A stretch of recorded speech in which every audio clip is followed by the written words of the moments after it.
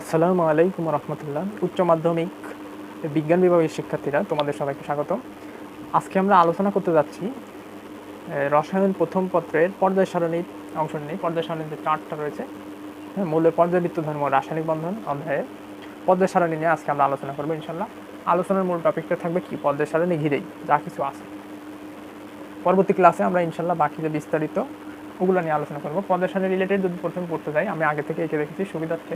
পর্যায় সারণী আমরা ছোটোবেলা থেকে পড়ে আসছি, 18টি গ্রুপ আর 7টি পর্যায়। ওই প্রথম ওই গ্রুপকে চিহ্নিত করা হয় 1 দ্বারা, এরপর একটা 2 এরপরে এই পাশে যাবে, একেবারে ডান পাশে চলে যাবে 3 4 5 6 7 এটা হচ্ছে 0। আর বি দ্বারা প্রকাশ করা হয় এই ডি ব্লক, যেটা আমরা পড়ে আসছি অবস্থান্তর মৌল গ্রুপ।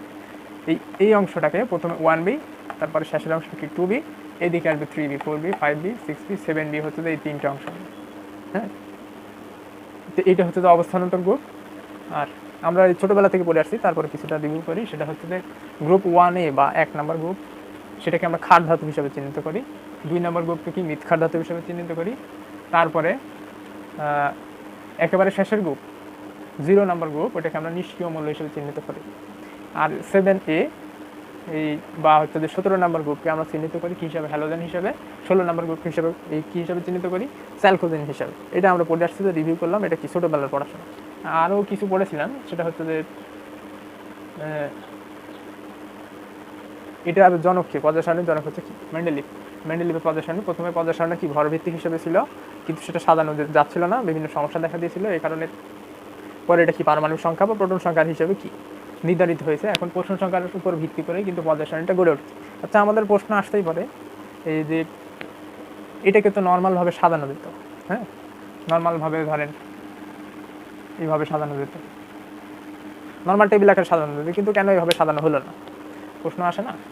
এইভাবে সাজানো হলো না। এইভাবে সাজানোর কারণ হচ্ছে এই যখন তুমি ক্যালকুলেশন করতে যাবে বা বিভিন্ন হিসাব নিকাশ করতে যাবে, তারপরে এই গ্রুপ ওয়াইজ মনে রাখা, তারপরে পর্যায় ওয়াইজ মনে রাখা, ভর সংখ্যার একটা ক্রমান্বয় সারি, তারপরে বিভিন্ন যে সম্পর্ক আছে, কর্ণ সম্পর্ক আছে, বিভিন্ন সম্পর্ক যদি বিবেচনা করা হয়, ওইভাবে সাজানো হয়, তাহলে কিন্তু এরকম একটা শেপ আসে। হ্যাঁ, এইভাবে যেমন আমরা ছোটোবেলাতে পড়ে আসছি। হ্যাঁ, যে 1 নম্বর গ্রুপ কীভাবে আমরা মনে রাখি, হালিনাকে রুবি সাজাবে ফ্রান্স, ছোটোবেলাতে কিন্তু এগুলো কিন্তু পড়ে আসছে। 2 নম্বর গ্রুপে কীভাবে সাজানো হয়, বিরিয়ানি মোগলাই কাবাব সরিয়া বাটিতে রাখ। তাহলে কি সহজভাবে কি মনে রাখা যায়। এরপরে এটাকে আমরা নর্মালভাবে মনে রাখছি, helium neon argon xenon, argon krypton xenon radon, নর্মালভাবে কিন্তু মনে রাখা যায়। আবার 7A গ্রুপটাকেও নর্মালভাবে মনে রাখা যায়। হ্যাঁ, হ্যালোজেন যে গ্রুপটা, fluorine chlorine bromine iodine, astatine tennessine, ওইটা শেষের দিকে আছে, ওইটা প্রয়োজন হয় না, ওইটা আসলে হ্যালোজেনের মধ্যে পড়ে না। তাহলে এগুলো ছিল কি ছোটোবেলায় আমাদের পড়াশোনা রিভিউ। এবার আমরা যেহেতু বড় হয়েছি, তাহলে আমাদের অতিরিক্ত আরও কিছু জানতে হবে। অতিরিক্তগুলো আমি কিছু দিয়ে রাখছি। এই 1 নম্বর যে গ্রুপ আছে, এই 1 নম্বর পর্যায়, হ্যাঁ, এই যে 1 নম্বর পর্যায়টা, এটাকে বলা হয় অতি ক্ষুদ্র পর্যায়। অতি ক্ষুদ্র পর্যায় কেন, দেখো এখানে মাত্র 2টা মৌল আছে, একটা হাইড্রোজেন আর একটা হিলিয়াম। এই কারণে এটাকে বলা হচ্ছে অতি ক্ষুদ্র পর্যায়। আচ্ছা, আরেকটা জিনিস এখানে জানার দরকার, এটা সম্ভবত 9-10 ছিল। সেটা হচ্ছে যে যদি পর্যায় হিসাবে হিসাব করা হয়, তাহলে প্রথম থেকে শেষ পর্যন্ত পর্যায়ে কয়টা করে মৌল। হ্যাঁ, ইলেকট্রন বিন্যাসে যদি আমরা ক্রমান্বয়ে সারিটা মনে থাকে, যে মনে করে দেখো, তো ইলেকট্রন বিন্যাসে আমরা কীভাবে নির্ধারণ করা হয়, 2n², এটা দ্বারা নির্ধারণ করা হয় না। n হচ্ছে কক্ষপথের সংখ্যা, যত নাম্বার কক্ষপথ তত এটা ইলেকট্রন। হ্যাঁ, তত এর 2n²। তাহলে যদি এটা এই n-কে যদি আমি এখানে এই পারমাণবিক সংখ্যা বা প্রোটন সংখ্যা না ধরে, n-কে যদি আমি ধরি হচ্ছে যে পর্যায় সংখ্যা, n-কে যদি পর্যায় সংখ্যা ধরি, তাহলে দেখো কি হয়, 2n²। এখানে n এর মান, প্রথম পর্যায়ের মান n এর মান যদি 1 হয়, প্রথম পর্যায়ে n-টা যদি 1 হয়, তাহলে কত হয় 2। এখানে কিন্তু দুইটা আছে না, হাইড্রোজেন আর হিলিয়াম।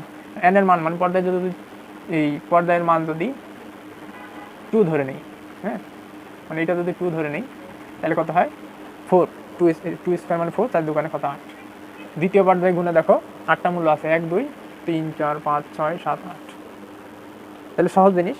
তো এইভাবে আমাদের এত জটিলের মধ্যে যাওয়ার দরকার নেই, এমনি মনে রাখা যায়। কীভাবে, 2 8 8 18 18 32 32, শেষ, সহজ জিনিস। তো তাহলে ওটা কি কিসের মধ্যে ছিলাম? অতি ক্ষুদ্র পর্যায়ে। এরপরে এটা কি 2 এবং 3 নম্বর পর্যায়টা হচ্ছে কি ক্ষুদ্র পর্যায়, এটা কিছুটা বড়। হ্যাঁ, 2 নম্বর পর্যায়টা কি অতি ক্ষুদ্র পর্যায়।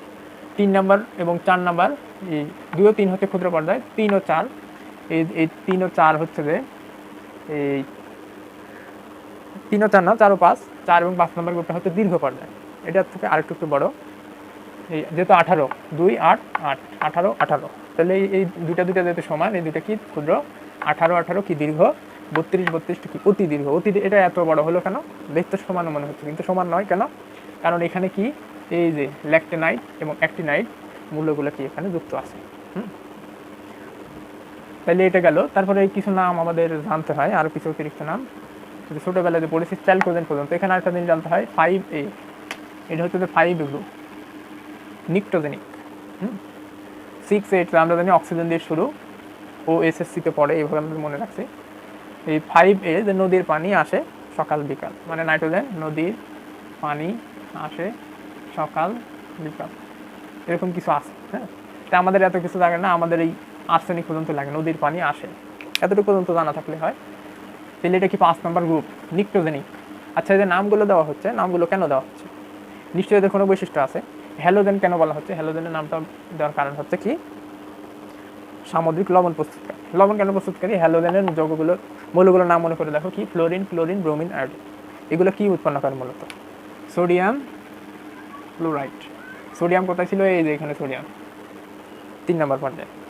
এই যে এখানে কি এই, আচ্ছা গ্রুপ নিয়ে আমরা আলোচনা করতেছি, পর্যায়ের আলোচনা শেষ। তাহলে ক্লোরিনটা কি হ্যালোজেনের অন্তর্গত। তাহলে সোডিয়াম ক্লোরাইডটা কি জিনিস? আসলে লবণ। তাহলে সোডিয়াম ফ্লোরাইড লবণ, সোডিয়াম আয়োডাইড লবণ। তাহলে এরা কি উৎপন্ন করতেছে? লবণ।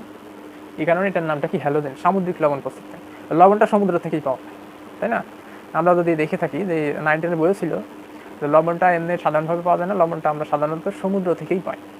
সমুদ্রে এই লবণ চাষ করা হয় আমাদের কক্সবাজারে, হ্যাঁ, চট্টগ্রামে, এইসব এলাকায় যেখানে পানি, এই সাগরের পানিটাকে কাজে লাগায় জমাট এই জমির মাধ্যমে আটকে রেখে শুকিয়ে লবণটা পাওয়া হয়, তারপর লবণটা বিভিন্ন প্রক্রিয়ার মাধ্যমে বের করে আনা হয়, ওটার সঙ্গে বালু মিশ্রিত থাকে। এটার থেকেই আসছে যে হ্যালোজেন।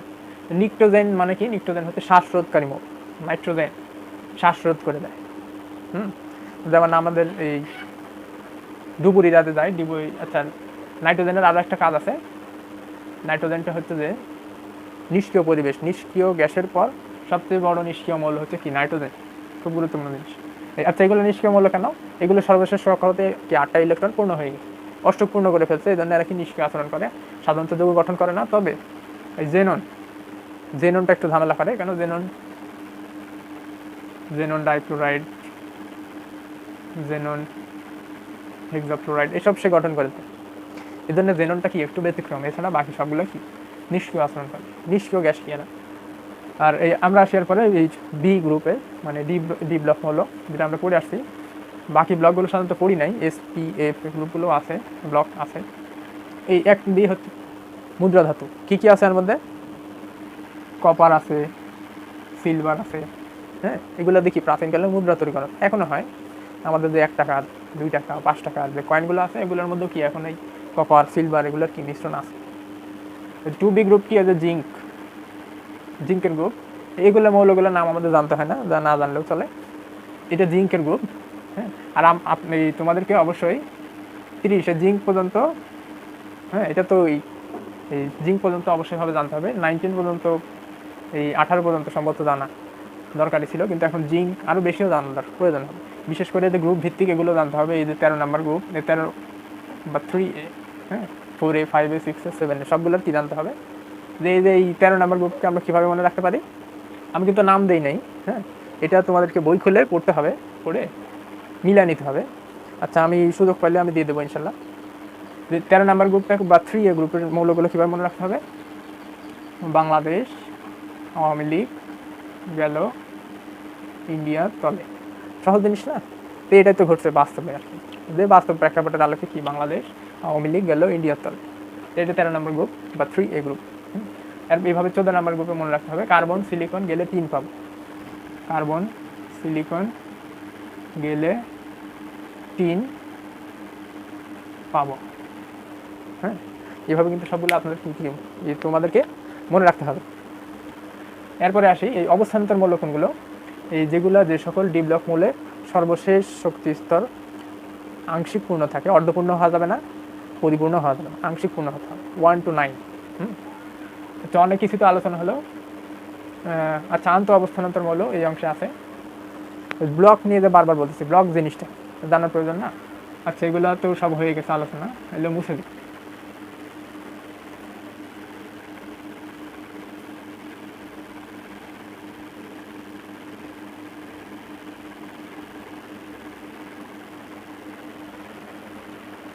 ব্লক নিয়ে যে আলোচনা হলো,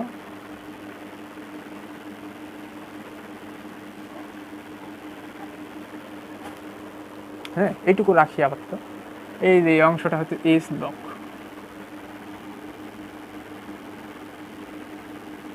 এস ব্লক কেন?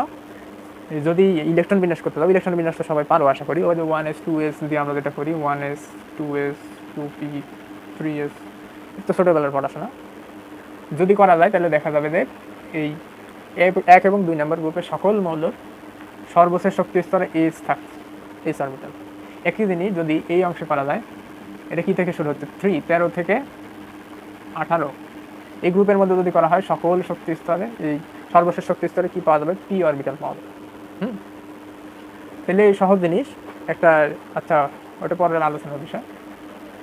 এসপি, এটা পরে আলোচনা করবো বিষয়টা নিয়ে, এসপি বন্ধন যেগুলো আছে, হ্যাঁ, সংকরণ নিয়ে আলোচনা হবে, ওই অংশে বিস্তারিত বলবো। এখন বোঝার কথা না যদি তোমাদের আগে পড়াশোনা না থাকে। এই অংশটা কি, পুরোটা কি ডি ব্লক। এইখানে আবার এই যে এই অংশে একটু ঘাবলা আছে, হ্যাঁ, এই যে 3B গ্রুপের মধ্যে আছে। আর এটা কি 6 এবং 7 নম্বর পর্যায়ে, 3B গ্রুপ এবং 6 এবং 7 নম্বর পর্যায়ের মধ্যে যে মৌলগুলো আছে, এই অংশ ল্যাকটিনাইট এবং অ্যাক্টিনাইট, এরা হচ্ছে এফ ব্লক, আন্ত অবস্থানান্তর। কেন? এটা ডি ব্লকের মধ্যে আছে এবং কি অবস্থানান্তর বৈশিষ্ট্য ধারণ করে, কিন্তু এরা কি আসলে আলাদা। এফ ব্লকে কিন্তু এরা চলে গেছে অবস্থানান্তর মৌল, কিন্তু এদের অবস্থানটা কি সর্বশেষ শক্তি স্তরের ইলেকট্রন এফ অরবিটালে যায়। এই কারণে এরা আন্ত অবস্থানান্তর মৌল। আন্ত অবস্থানান্তর মৌল এরা। এইখানে 3টা বাদ যায় এফ ব্লক মৌলে, ল্যাকটিনাইট এবং অ্যাক্টিনাইট সিরিজের মধ্যে থেকে 3টা অংশ বাদ যায়, ল্যাকটিনাম, অ্যাক্টিনাম আর থোরিয়াম। এই 3টা অংশ কি হয়? বাদ। এই 3টা অংশ বাদ দিয়ে পুরো ল্যাকটিনাইট এবং অ্যাক্টিনাইট সিরিজের সকল মৌল এ ব্লক মৌল। 15-15-30 হয়, দুইটাতে কিন্তু এই ল্যাকটিনাইট অ্যাক্টিনাইটের 15টা করে মৌল থাকে, 30 হয় হিসাবে। যেহেতু ল্যাকটিনাম, অ্যাক্টিনাম, থোরিয়াম এদের একটু ভিন্ন ধর্মী বৈশিষ্ট্য করে, ডি ব্লকের মতো আচরণ করে। এই কারণে কি এরা কি ব্যতিক্রম, এরা এ ব্লক মৌলের মধ্যে পড়ে। তাহলে এখন এটা মনে রাখা যাবে কি করে? এমনি মনে থাকবে। তারপরে ধরো যদি সহজভাবে মনে রাখতে চাই, হ্যাঁ, এই যে দেখো, এই যে এখানে উপরে মাথার মতো আছে, অনেকটা এস এর মতো দেখতে না? তাহলে কি এটা এস ব্লক মৌল। আর এটা কি পুরোটা বক্সের মতো, ডি। ফুটবল খেলায় আমরা দেখি না যে ডি বক্স, এই যে এরকম একটা বক্স থাকে, এখানে এরকম একটা বক্স, এই যে এটাকে কি বলে? D box. তাহলে এটা কি ডি ব্লক মৌল? সবগুলো কিন্তু নয়, এই সবগুলো ডি ব্লক মৌল। অবস্থানান্তর মৌল যখন বলি তখন কি একটু ভিন্নতা আংশিক পূর্ণ থাকতে হয়। আর এই পি ব্লক মৌল, এটাকে যদি আমরা উল্টায় দিই, এটা দেখো যে এটা দেখতে এরকম মনে হচ্ছে না? কিসের মতো আসলে? এইটাকে যদি সোজা করে দিই, এই যে এরকম পি, তাহলে এটা আসলে কি? পি ব্লক মৌল। সহজ জিনিস। তাহলে এই ছিল আজকে আমাদের আলোচনার বিষয়। আর কিছু জিনিস বাদ পড়ে গেছে। এখানে চার্টের মধ্যে ছিল আর্গন, ক্রিপ্টন, জেনন। হিলিয়াম মানে সূর্য, নিয়ন মানে নতুন, আর্গন মানে অলস। আর্গন সর্বপ্রথম আর্গন ধাতুটা আর্গন গ্যাসটা আবিষ্কৃত হয়েছিল। এটা গন্ধযুক্ত একটা গ্যাস, এটা এই খুব ধীর গতিতে ব্যাপিত হয় আর কি, এই কারণে এটা নাম দেওয়া হয়েছিল অলস। হ্যাঁ, আর্গন। ক্রিপ্টন মানে গুপ্ত,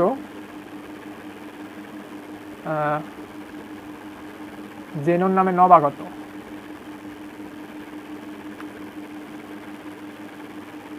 আর রেডন মানে কি? সংস্থা। তাহলে যতটুকু চিত্রের মধ্যে ছিল এইটুকু পর্যন্ত আজকে আলোচনা হয়েছে। আর এই S block, P block, D block এই অংশটা নিয়ে আরও অনেক বিস্তৃত পড়া আছে। ইন্টারের পড়াশোনা অনেক বেশি, হ্যাঁ, একটু মনোযোগ দিয়ে পড়াশোনা করতে হবে। তাহলে বাকি অংশটা আমরা বাকি আলোচনা করবো ইনশাল্লাহ। এতক্ষণ সঙ্গে থাকার জন্য তোমাদের সবাইকে অনেক ধন্যবাদ।